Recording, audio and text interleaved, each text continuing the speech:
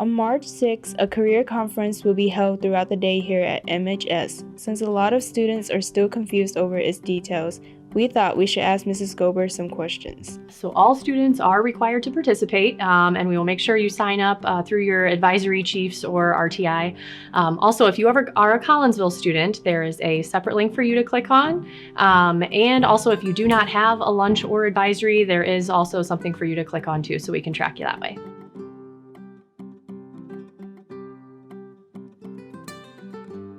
So with the 5-session format, you guys will check in with your advisory chiefs or RTI first.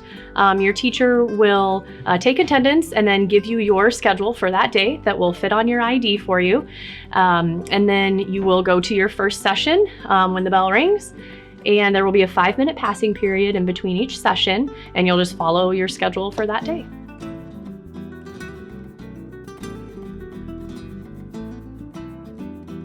So there are kind of a wide variety of career fields. There are a lot of labor unions here for skilled trades. SWIC and some other junior colleges have some programs coming, all branches of the military.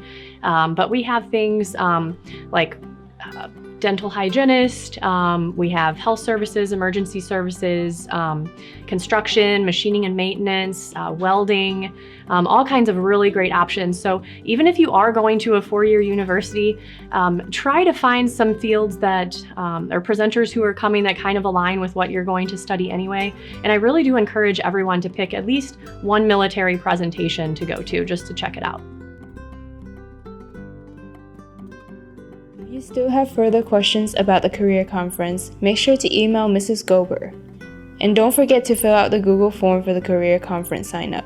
Keep in mind, if you do not sign up, you will be placed into a class at random, so be sure to sign up before the slots are all filled. Recently, there's been a rise in car break-ins around Mascoutah, and it's important to keep you and your valuables safe no matter where you are. So, we're giving you a few tips to do exactly that. Keep your possessions safe. Some tips on how to keep your valuables safe is to 1, hide them. You can hide them underneath the seats and the pockets of the seats, or you can hide them wherever your spare tire is kept. You can also hide them in your glove box or console, but those are main places that people look first. You can also use decoy containers, which are very simple and easily accessible to anyone to get to use. And another important thing is to not leave any clothes bags out and visible. Most of them will think that there's something valuable in and will try to break into the car. Either take the bags with you or hide them underneath the seats. And for tip number 4, make sure you park in well-lit areas. It will be a lot more easier for the person who's trying to break into your car to be caught if he's doing this in broad daylight or with a lot of light. For tip number 5, make sure you take any valuables you have with you. Any valuables that you have are much safer with you than inside the car. And for number 6, lastly, and most importantly, make sure you lock your doors. Keeping your valuables and your car safe is a very important thing to do. Following these 6 steps will help prevent either of those things from happening. Thank you for watching, and stay safe out there, ladies and gentlemen. Last week, a school in El Paso, Texas decided to get rid of homework for their elementary schoolers, as they found that mental health and being outside is more important. They plan on extending it to middle school and high school, and maybe someday it could work its way to other schools, possibly Mascoutah. Today, high schoolers on average have about 3.5 hours of homework a week per teacher, meaning a high school student with 5 teachers could have 17.5 hours of homework a week.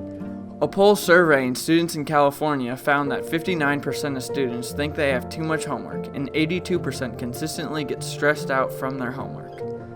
Excessive homework also leads to lots of cheating. 67% of high school students admit to copying other students' homework just to get it done. When students actually sit down and do the homework, it leads to sleep deprivation, headaches, and weight loss. However, a 2006 study conducted by Harris Cooper showed that a positive correlation between homework and classroom achievement only existed in older students starting around 7th grade. But the real benefit to homework lies with the material that is being assigned. The most beneficial type of assignment has been shown to be retrieval practices, where students must recall information that has already been taught. Also on the bright side of things, homework is shown to help with raising standardized test scores of students. Students in classes who do 31 to 90 minutes of homework a night tend to score 40 points higher on the SAT math section than students who don't spend any time on homework. Homework also helps develop good skills for studying, goal setting, and time management, which will significantly help students in their futures.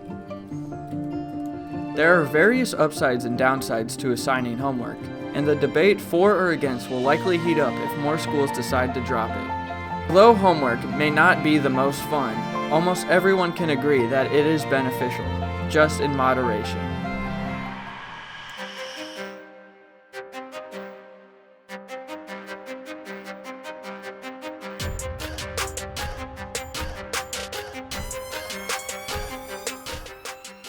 The indoor track season has started at Mascoutah this week.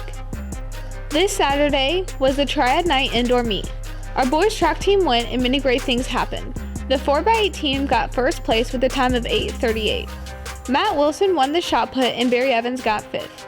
Armand Williams won the 60-meter high hurdles and Quentin Johnson won the fresh soft 60-meter dash and set a new meet record. And congrats to Dominic Squires and Michael Machino for breaking the indoor pole vault record with 12.5.25 vaults. Also, congrats to Devin Wills for setting a new 60-meter record of 7.18. Good job to the boys track team. The girls had their first meet yesterday, so we will catch up with what happened at the Marion meet next time. And the boys' second meet is tomorrow at Marion. Good luck to our track teams. What's the first thing you think of when you hear leap year? I'm here to tell you all about why we have one this year. First up, a leap year is a year in which an extra day is added to the Gregorian calendar, which is used by most of the world. It causes the year to be 366 days instead of 365 every 4 years.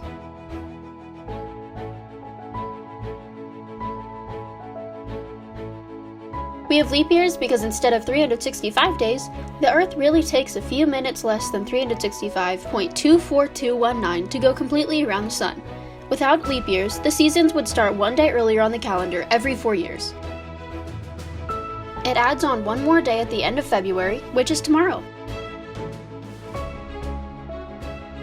After 360 years, spring in the Northern Hemisphere and autumn in the Southern Hemisphere, which usually begins on March 21st, would begin on December 21st, which is when winter in the Northern Hemisphere and summer in the Southern Hemisphere presently begins. A number of countries use a lunar calendar based on the moon instead of the sun, like our solar calendar is.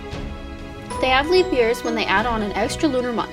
Different calendars add the extra month in different ways. So, a year which has 366 days instead of 365, or the month of February has 29 days, is called a leap year.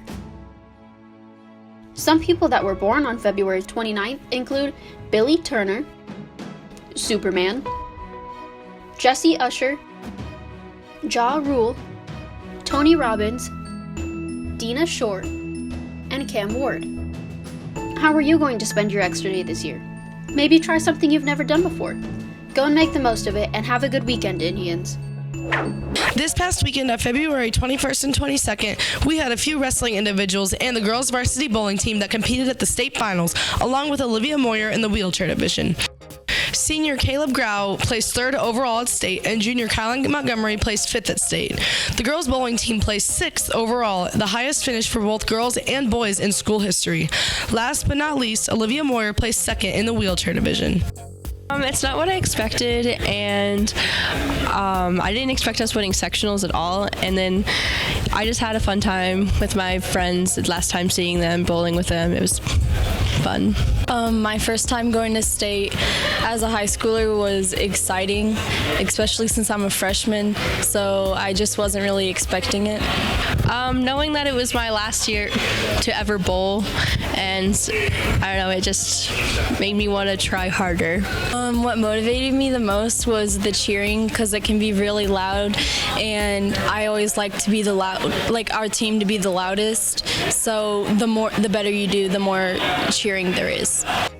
It's so great to see the accomplishments our athletes have made. Congratulations to both the wrestlers and the bowlers on an outstanding season.